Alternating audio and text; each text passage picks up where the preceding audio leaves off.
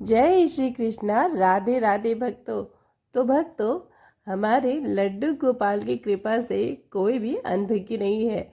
हमारे लड्डू गोपाल कितने कृपालु हैं और कितने दयालु हैं, ये तो उनके हर भक्त को बहुत ही अच्छे से पता है। हमारे लड्डू गोपाल कभी भी ये नहीं देखते कि भक्त की पात्रता है या नहीं। वो हर भक्त पर समान तरह से अपनी कृपा बरसाते हैं। उन्हें इस बात से कोई भी फर्क नहीं पड़ता कि भक्त गरीब है या फिर अमीर। उन्हें तो बस भक्त के मन में उत्पन्न होने वाले उस प्रेम भाव से मतलब है, जो कि वो भक्ति में अपने लड्डू गोपाल को समर्पित करता है। हमारे लड्डू गोपाल को 56 भोग, महंगे आभूषण और महंगे वस्त्र बिल्कुल नहीं चाहिए। उन्हें सिर्फ भक्ति के मन में वो प्रेमा भक्ति चाहिए, जो वो अपने लड्डू गोपाल को अर्पित कर सके। इसीलिए महान संतों और वैष्णवों के मुंह से ये सुनने को हमेशा मिलता है कि हमारे श्री कृष्ण और हमारे श्री लड्डू गोपाल सदैव भी सच्चे मन से और समर्पण से हमारे नन्हे लड्डू गोपाल की थोड़ी सी भी सेवा कर देता है, वो उसके ऊपर अपनी कृपा कर ही देते हैं। वो ये नहीं देखते कि हमारा भक्त पापी है या फिर नहीं। वो ये भी नहीं देखते कि भक्त ने कितनी भक्ति की, थोड़ी या फिर अधिक। थोड़ी सी भक्ति से हमारे नन्हे लड्डू गोपाल प्रसन्न होने वाला है, क्योंकि वो भगवान श्री कृष्ण के बाल स्वरूप हैं। इसलिए वो भक्तों की मनोकामनाएं भी बहुत ही शीघ्र पूरी कर देते हैं। रुक्मिणी जी, जो कि फरीदाबाद की रहने वाली हैं, उनके साथ उनके पति प्रशांत और उनकी सासू माँ रहती हैं।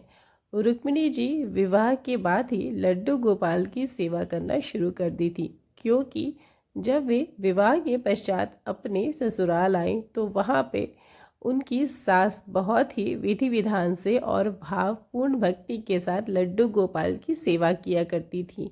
अपनी सास के सानिध्य में और अपने ससुराल के सारे संस्कारों को ग्रहण करते हुए उन्होंने लड्डू गोपाल की भक्ति और सेवा बहुत ही अच्छे से की।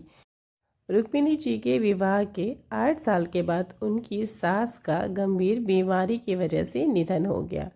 उसके पश्चात रुक्मिणी जी ने गोपाल जी की सेवा की पूरी जिम्मेदारी स्वयं ले ली और साथ में उनके 2 बेटे माधव और राघव भी थे, जो उनकी सहायता करते थे लड्डू गोपाल की सेवा और भक्ति में।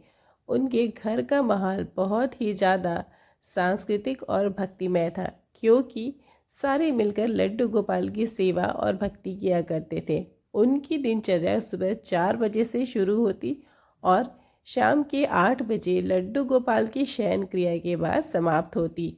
वे सब साथ में शाम को आरती किया करते और रोज अगले दिन सुबह मंगला आरती किया करते।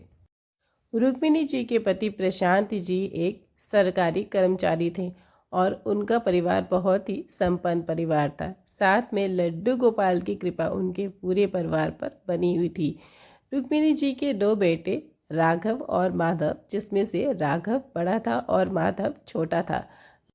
माधव, जो कि छोटा था, वो बहुत ही ज़्यादा चंचल स्वभाव का था, लेकिन पढ़ाई में उसका मन बिल्कुल न लगता। बचपन से ही वो अपनी माँ के साथ लड्डू गोपाल की सेवा में बहुत रुचि लेता। जब उसकी माँ लड्डू गोपाल को सुला दिया करती तो वो उनके कमरे में जाकर उन्हें उठाकर उनके साथ अक्सर खेला करता। माधव की इस हरकत की वजह से रुक्मिणी को बहुत ज़्यादा प्रॉब्लम होती, लेकिन फिर भी माधव अपनी आदत नहीं छोड़ता। दिन बीतते गए, राघव और माधव दोनों बड़े हो गए। उसी तरह माधव का मन पढ़ाई में नहीं लगता। वो दिन भर इधर उधर घूमता और खेलता रहता। इंटरमीडिएट की परीक्षा पास करने के बाद रुक्मिणी और प्रशांत ने राघव का एडमिशन दिल्ली के एक बड़े कॉलेज में करा दिया और वहाँ से राघव ने पास आउट होकर दिल्ली में ही एक बहुत ही अच्छी कंपनी में जॉब ज्वाइन कर लिया। उसे बहुत ही अच्छे पैकेज पर जॉब मिल गया, लेकिन माधव का अभी भी पढ़ाई में बिल्कुल मन नहीं लगा करता था। वो दिन भर इधर उधर अपना समय काटता था और लड्डू गोपाल की सेवा में ज़्यादा समय लगाता था। लेकिन माधव का स्वभाव बहुत ही ज़्यादा कोमल और सरल था। वो सबकी बात में बहुत ही जल्दी आ जाता और सबके ऊपर भरोसा कर लेता।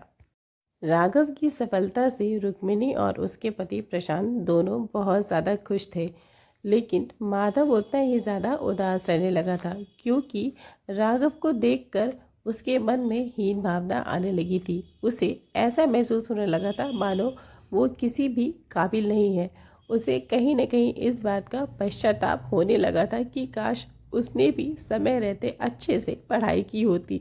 लेकिन रुक्मिणी और प्रशांत को इन सब बातों की कोई खबर नहीं थी क्योंकि वो राघव की सफलता में बहुत ही ज़्यादा मशगूल थे। रुक्मिणी को अब राघव के विवाह की चिंता होने लगी थी और साथ में ही राघव के विवाह के लिए रुक्मिणी और प्रशांत के पास बहुत सारी अच्छी और पढ़ी लिखी लड़कियों के रिश्ते आने लगे थे। रुक्मिणी ने राघव से इस बारे में बात करना चाहा, लेकिन राघव ने उसकी बात को नज़रअंदाज की।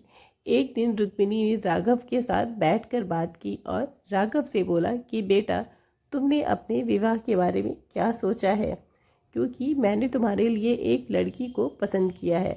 अगर तुम तैयार हो तो फ़ोटो को देख लो। राघव ने रुक्मिणी से बोला कि माँ, मैं आपको कुछ दिन के बाद इस बात का जवाब दूंगा, मुझे थोड़ा सा सोचना पड़ेगा। कुछ दिन बीत गए। रुक्मिणी ने राघव से फिर से पूछा कि बेटा, तुमने अपनी शादी को लेकर क्या सोचा है। राघव ने बहुत ही स्पष्ट अपनी माँ को जवाब दिया कि माँ, मैंने अपने लिए एक लड़की पसंद कर ली है जो कि मेरे ही साथ मेरी कंपनी में मेरे ऑफिस में जॉब करती है। उसका नाम है प्रिया। अपने बेटे के इस स्पष्ट बात को सुनने के बाद रुक्मिणी थोड़ा सा स्तब्ध रह गई क्योंकि उसे राघव से इस बात की उम्मीद बिल्कुल नहीं थी। रुक्मिणी ने इस बात की चर्चा अपने पति प्रशांत से भी की। प्रशांत को ये बात सुनकर थोड़ा सा अच्छा नहीं लगा। प्रशांत कहने लगा कि बच्चे कितने भी ज़्यादा सफल हो जाएं, लेकिन उनके जीवन के महत्वपूर्ण निर्णय हमेशा माँ बाप को ही लेना चाहिए। इसलिए इसलिए मैं एक बार राघव से बात ज़रूर करूँगा। शाम को लड्डू गोपाल को शयन कराने के बाद जब सब साथ में खाना खाने बैठे तो रुक्मिणी के पति प्रशांत ने अपने बेटे राघव से इस बात की चर्चा शुरू की। उन्होंने राघव से पूछा कि बेटा, हमने तुम्हारे लिए एक बहुत ही अच्छी और एजुकेटेड लड़की पसंद की है। अगर तुम चाहते हो तो हम उसकी फ़ोटो तुम्हें दिखाएं। राघव ने अपने पिता प्रशांत की बात को पूरी तरह से काटते हुए बोला कि डैड, मुझे किसी की भी फ़ोटो नहीं देखनी है और मुझे आप लोगों की पसंद की हुई किसी लड़की में कोई भी दिलचस्पी नहीं है, क्योंकि मैंने अपना विवाह खुद तय कर लिया है, मेरे साथ में जॉब करने वाली एक लड़की प्रिया सिंह से। प्रशांत को उसकी ये बात बहुत ही खटकने लगी। प्रशांत को ऐसा भी लगा कि मेरा बेटा राघव मेरे हाथ से निकल चुका है।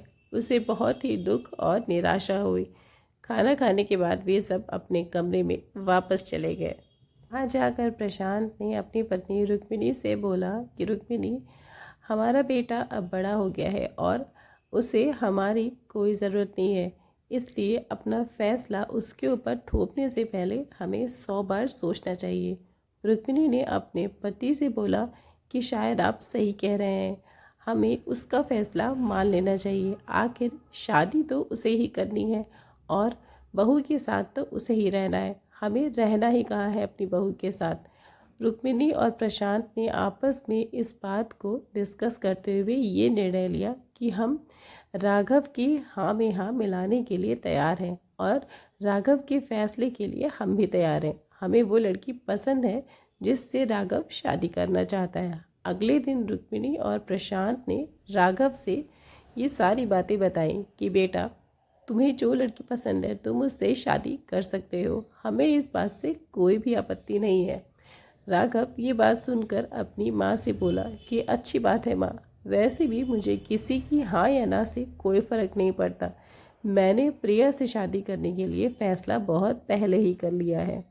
कुछ दिन बाद राघव और प्रिया की शादी हो गई और वो दोनों दिल्ली में ही सेटल हो गए और माधव यहाँ फरीदाबाद में लड्डू गोपाल की सेवा में लगा रहा। माधव दिन भर घर पे ही रहता और रुक्मिणी के पति प्रशांत भी अब रिटायर हो चुके थे, इसलिए प्रशांत और माधव दोनों घर पर रहा करते। राघव के विवाह के बाद रुक्मिणी ने ऐसा फैसला लिया कि वो कुछ दिन अपनी बहू के साथ बिताने के लिए दिल्ली जाएगी। वहाँ पर राघव और अपनी बहू प्रिया के साथ 1-2 महीने रहेगी। अपने सोचने के मुताबिक रुक्मिणी राघव के घर चली जाती है, लेकिन अपने बेटे के घर जाने के बाद वही हुआ जिसका रुक्मिणी को डर था। रुक्मिणी ने तो कभी सोचा भी नहीं था कि मुझे अपने जीवन में ऐसे दिन देखने पड़ेंगे।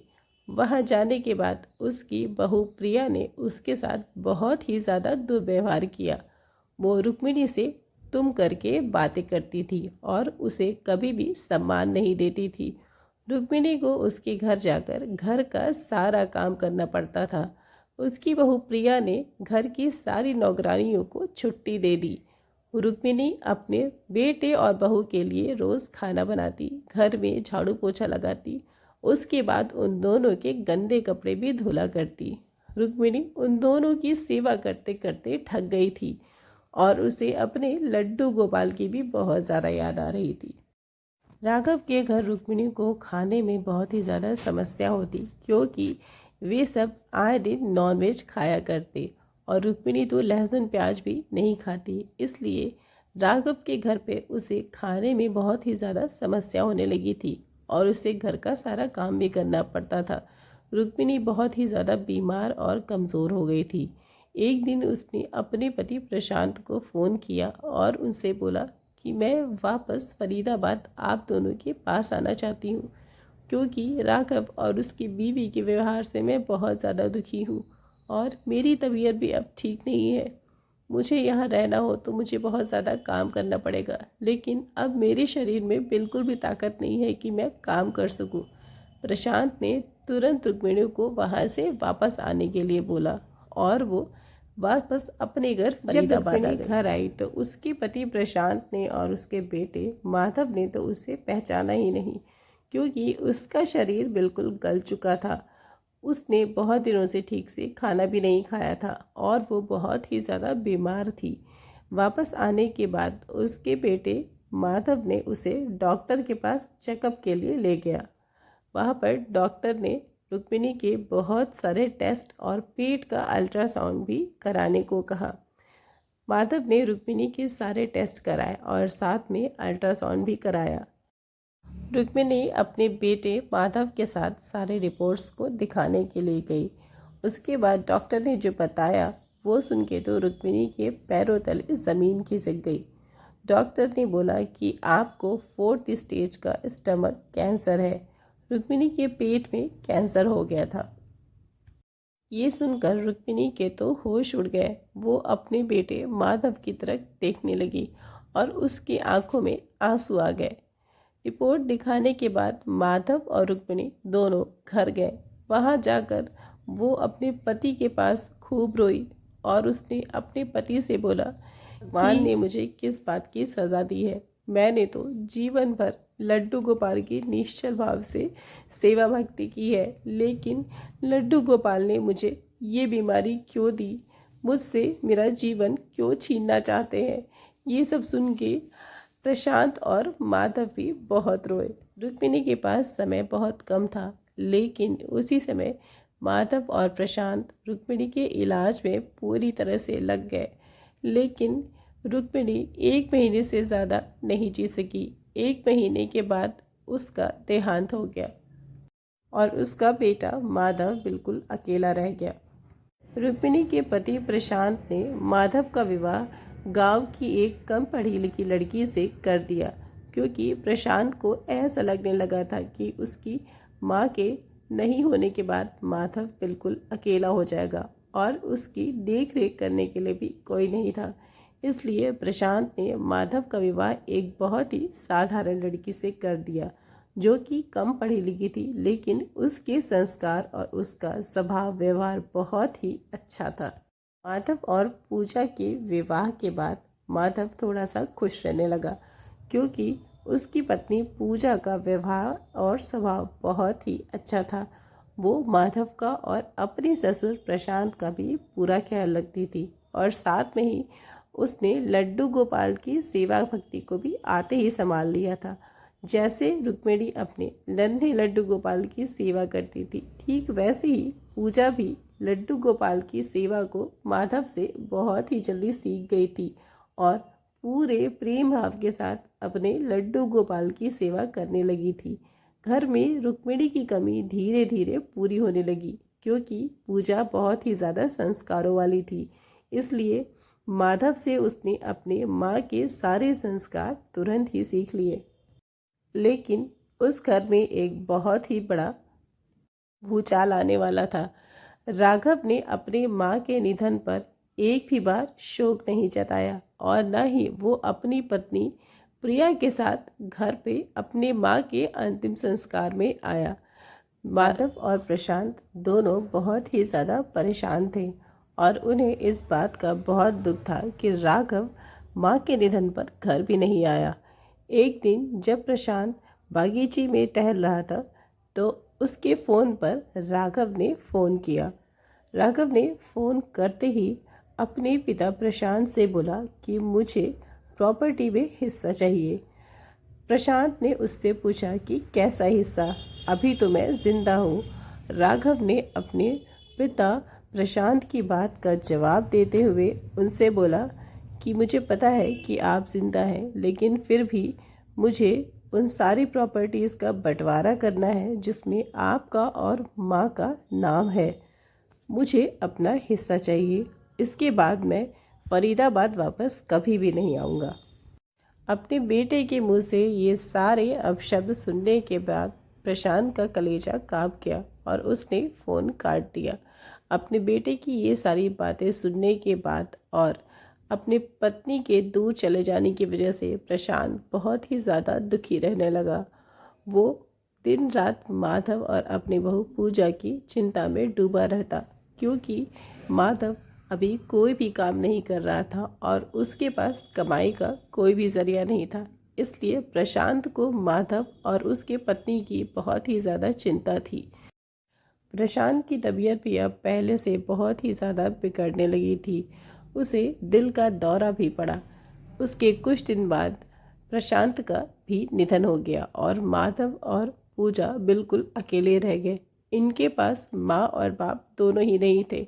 उनके साथ सिर्फ उनके नन्हे लड्डू गोपाल थे।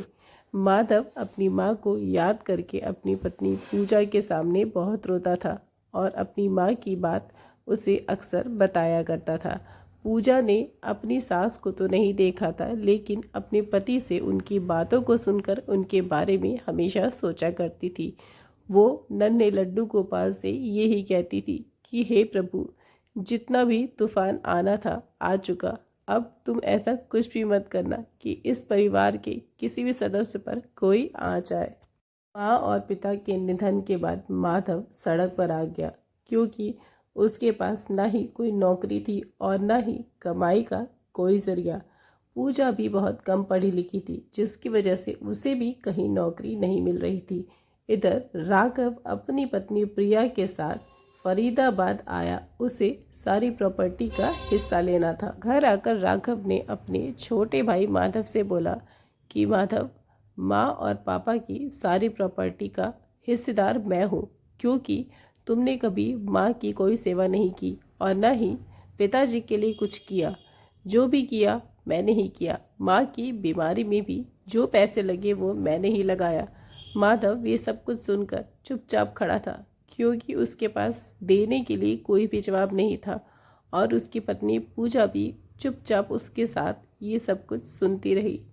अगले दिन राघव ने अपने छोटे भाई माधव से बोला कि मैंने सारे प्रॉपर्टीज़ के पेपर्स बनवा चुके हैं। ये घर भी मुझे अब अपनी पत्नी प्रिया के नाम पर करना है, इसलिए 2 दिन में तुम दोनों ये घर खाली कर दो क्योंकि माँ पापा की प्रॉपर्टी में तुम्हारा कोई भी हिस्सा नहीं है। माधव रात भर अपने बड़े भाई राघव की इन सारी बातों को सोचता रहा और रात भर वो सोया नहीं। उसकी आंख में आंसू भरे हुए थे और वो रात भर यही सोचता रहा कि अब मैं पूजा को लेकर कहाँ जाऊँगा। मुझ में तो इतनी सामर्थ्य नहीं कि मैं अपने भाई से प्रॉपर्टी के लिए लड़ाई कर सकूं। वो ज़्यादा पढ़ा लिखा है और इसलिए उसने सारी प्रॉपर्टी अपने इनाम करवाकर सारी प्रॉपर्टीज़ के फर्जी कागज़ बनवा लिए हैं। माधव कुछ भी न कर सकता था। 2 दिन बीते और राघव अपनी पत्नी प्रिया के साथ माधव के पास आया। उसने माधव से बोला कि मेरे कहे मुताबिक आज तुम दोनों को ये घर खाली करना है। माधव ने अपने बड़े भाई राघव से बोला कि भैया मुझे कुछ समय दो, मैं थोड़ी देर में अभी ये घर खाली किए देता हूँ। मुझे माँ की कुछ चीज़ों को अपने साथ रखना है जो माँ की और पापा की निशानी है। राघव ने उससे बोला कि ठीक है, 2 घंटे के अंदर तुम अपना सारा सामान समेट लो। माधव ने अपना पूरा सामान समेटा और घर को खाली कर दिया। राघव और प्रिया उस घर को बंद करने के लिए आ गए।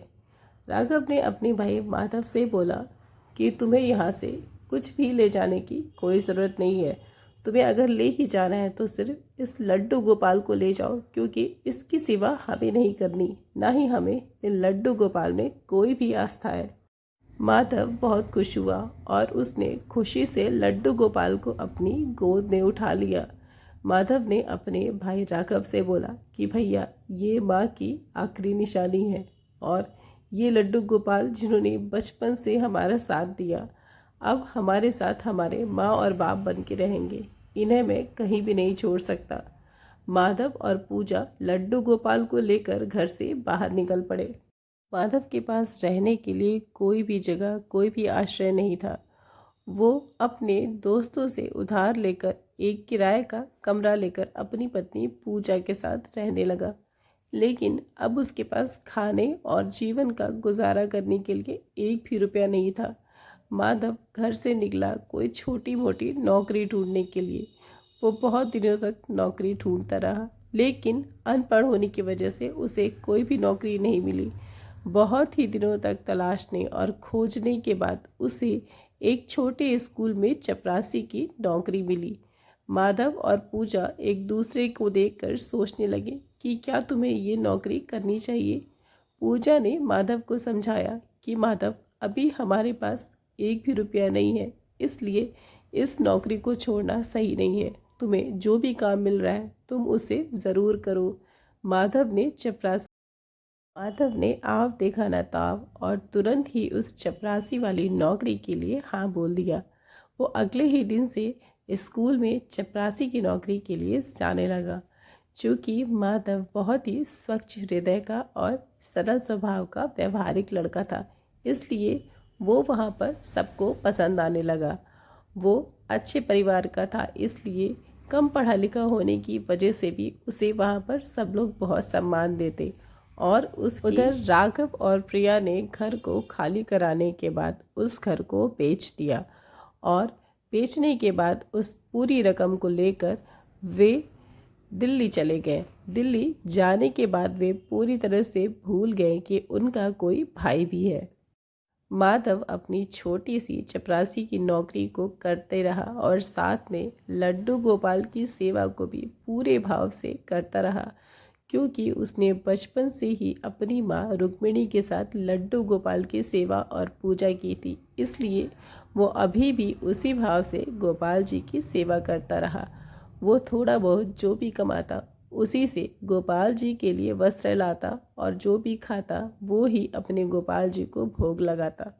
स्कूल के प्रिंसिपल माधव से बहुत ही ज़्यादा प्रसन्न थे, क्योंकि वो अपने काम में बहुत ही ज़्यादा ईमानदार और समझदार था। एक दिन उसने माधव को अपने ऑफिस में बुलाया और उसे बैठाया। बैठाने के बाद प्रिंसिपल साहब माधव से बोले कि माधव, मेरी उम्र बहुत ज़्यादा हो गई है और मेरी जीवन का कोई ठिकाना नहीं है। मेरे बाद न जाने इस स्कूल को कौन चलाएगा। माधव ने प्रिंसिपल सर से पूछा कि क्यों, आपके बेटे तो हैं ही आपका स्कूल संभालने के लिए। प्रिंसिपल सर ने माधव से बोला कि मेरे बेटे तो हैं, लेकिन उन्हें इस स्कूल में कोई भी दिलचस्पी नहीं है, क्योंकि वो विदेश में रहते हैं और उनकी जॉब बहुत ही हाई प्रोफाइल है। इसलिए वो कभी भी अपनी जॉब को छोड़कर यहाँ पर इस स्कूल को संभालने बिल्कुल नहीं आएंगे। वे सब अपने परिवार में वहाँ पर व्यस्त हैं, उन्हें तो मेरी कोई भी फिक्र नहीं है। इसलिए मैं चाहता हूँ कि अगर मेरा निधन हो गया तो ये स्कूल तुम चलाना, क्योंकि तुम बहुत ही ज़्यादा ईमानदार और सच्चे इंसान हो और मुझे ऐसे ही एक बेटे की ज़रूरत है। प्रिंसिपल साहब की ये सारी बातें सुनकर माधव ने उनसे बोला कि सर आप इस तरह से मुझसे बात मत करिए, क्योंकि अभी तो आपको बहुत दिनों तक रहना है। वैसे भी मैंने अपने जीवन में इतने दुख देखे हैं कि मैं नहीं चाहता कि किसी के जीवन में ऐसे दुख आए। भगवान करे कि आपकी आयु बहुत ही ज़्यादा लंबी हो। लेकिन प्रिंसिपल सर ने निर्णय ले लिया था कि वो स्कूल का सारा काम अब माधव को सौंप देंगे। माधव को स्कूल सौंपने के बाद प्रिंसिपल साहब अपने घर जाकर आराम करने लगे। वो अब स्कूल बहुत ही कम आते थे। इधर माधव स्कूल को बहुत ही अच्छे से संभालने लगा। उसकी पत्नी पूजा भी स्कूल में शिक्षक का काम करने लगी। माधव ने प्रिंसिपल सर की सहायता से स्कूल के 2 और ब्रांच खोले, जो कि बहुत अच्छे से चलने लगे। चूँकि माधव स्वभाव का और व्यवहार का बहुत ही अच्छा था और वो गरीब बच्चों को फ्री में पढ़ाता था, इसलिए उसका स्कूल बच्चों से तुरंत भर गया और लड्डू गोपाल की कृपा से उसके बुरे दिन बीत गए। उसके जीवन में भी वैसे ही सुख का सवेरा हुआ, जिसकी कभी माधव ने और उसकी माँ रुक्मिणी ने कल्पना की थी। माधव अपने इन दिनों में हर रोज़ लड्डू गोपाल की कृपा को आभार व्यक्त किया। माधव हमेशा मन ही मन यही सोचा करता कि काश आज मेरी माँ होती तो वो कितनी ज़्यादा खुश होती मेरी सफलता और मेरी तरक्की को देखकर। एक दिन जब माधव अपने स्कूल के ऑफिस में बैठा हुआ था तो अचानक से उसके फ़ोन पर किसी का कॉल आया। उसने कॉल उठाया तो पता चला कि राघव ने उसे कॉल किया है। उसने राघव की आवाज़ को नहीं पहचाना। राघव ने बोला कि क्या तुम मुझे भूल गए हो? मैं तुम्हारा बड़ा भाई राघव। माधव ने तुरंत राघव से बोला कि मैं तुम्हें याद रखकर करूँगा भी क्या, जिसे अपनी माँ और बाप कभी याद ही ना आए, मैं उसे याद करके क्या करूँगा। राघव बहुत ही ज़्यादा दुखी था। उसने माधव से बोला कि माधव, मैं बहुत दुखी हूँ और बहुत ज़्यादा परेशान हूँ, मुझे तुम्हारे सहारे की ज़रूरत है। माधव ने राघव से बोला कि मैं तो बहुत ही तुच्छ प्राणी हूँ, मैं तुम्हारी क्या सहायता कर सकता हूँ, मैं तो किसी भी काबिल नहीं। अगर मैं किसी काबिल होता तो आज मैं अपनी माँ को ज़रूर बचा लेता, लेकिन मेरे नालायक होने की वजह से मैं चाहकर भी माँ मर गई, कोई मदद नहीं कर सकता। ये बोलकर माधव ने फ़ोन काट दिया। राघव ने फिर से दोबारा उसे फ़ोन किया। राघव ने रोते हुए अपने छोटे भाई माधव से बोला कि माधव, मैं यहाँ पर बहुत ज़्यादा परेशान हूँ, मेरी नौकरी चली गई है और मुझे कहीं भी नौकरी नहीं मिल रही है। राघव ने अपने भाई माधव से बताया कि उसने अपना घर बनवाने के लिए अपनी कंपनी से बहुत ही बड़ा लोन लिया था और उस लोन को ना चुका पाने की वजह से उसकी नौकरी चली गई और अब उसे कहीं भी नौकरी नहीं मिल रही है। राघव इतना ज़्यादा परेशान था कि वो फ़ोन पर रोए जा रहा था और माधव चुपचाप उसकी बातों को सुन रहा था। लेकिन माधव का हृदय बहुत ही कोमल था, उससे किसी का दुख और कष्ट देखा नहीं जाता। तो राघव तो उसका अपना भाई था। उसने अपने भाई से बोला कि भैया, तुम मेरे पास आ जाओ, मुझसे जो भी बन पड़ेगा मैं तुम्हारे लिए करूँगा। राघव अगले ही दिन अपनी पत्नी प्रिया के साथ माधव के पास पहुंच गया। यहाँ आने के बाद राघव ने देखा कि माधव के पास आज वो सब कुछ है जो होना चाहिए, जिसके वो काबिल है, और वो सब कुछ है जो कभी उसके पास हुआ करता था, लेकिन अपने अहंकार और दुर्व्यवहार की वजह से राघव ने वो सब कुछ खो दिया। माधव ने अपने बड़े भाई राघव को अपने स्कूल में नौकरी दी और उसे रहने के लिए घर भी दिया। माधव के इतना मदद करने के बाद राघव रोते हुए अपने छोटे भाई से बोला कि माधव, मैं तुम्हें कभी समझ नहीं सका और मैं अपने माँ बाप को भी कभी समझ नहीं सका। अपने घमंड और अपने दुर्व्यवहार की वजह से मैंने अपने माँ बाप का प्यार खो दिया और उन्हें तड़पने के लिए यहाँ छोड़ दिया। मैं चाहता तो माँ को बचा सकता था, लेकिन मुझ में अहंकार इतना ज़्यादा था कि मैं अपने माँ को यहाँ पर तड़पते हुए छोड़ दिया। तुम्हारे कर्म बहुत अच्छे थे, इसलिए तुमने आज ये सारी चीज़ें पाई और इसलिए तुम्हारे जीवन में इतनी खुशियाँ आई। माधव ने अपने बड़े भाई राघव से बोला कि मैंने अपनी वजह से कुछ भी नहीं पाया मुझ पर लड्डू गोपाल की बहुत ही ज़्यादा कृपा है। माँ के जाने के बाद भी मैंने अपने लड्डू गोपाल को कभी नहीं छोड़ा। वे आज भी मेरे साथ हैं। लेकिन तुमने तो लड्डू गोपाल को भी छोड़ दिया। तुमने ये भी नहीं सोचा कि वो तो भगवान है। राघव अपनी माँ रुक्मिणी के फोटो के आगे बहुत रोया। उसने बहुत ही अफसोस जताया कि माँ, काश आज तुम मेरे पास होती, मैं भी तुम्हारी सेवा करता और तुम्हारी ममता के छाँव में अपने दुख को तुम्हारे साथ बांट सकता। लेकिन समय एक बार बीत जाने के बाद दोबारा कभी नहीं आता। माधव ने अपने बड़े भाई राघव को और उसकी पत्नी को बहुत समझाया। माधव ने अपने बड़े भाई को नौकरी दी और रहने के लिए घर दिया। राघव का जीवन फिर से बदलने लगा और दोनों भाई हंसी खुशी एक साथ रहने लगे। माधव अपनी जीवन की इस घटना को मेरे साथ शेयर करते हुए कहते हैं कि लड्डू गोपाल की भक्ति से ही ये सब कुछ संभव हो पाया, वरना मैं तो कुछ भी नहीं था। लड्डू गोपाल ने ही मुझे कहाँ से उठाकर कहाँ पहुँचा दिया और मैं अपने प्यारे लड्डू गोपाल का साथ कभी भी नहीं छोड़ूंगा। जय जय श्री राधे श्याम।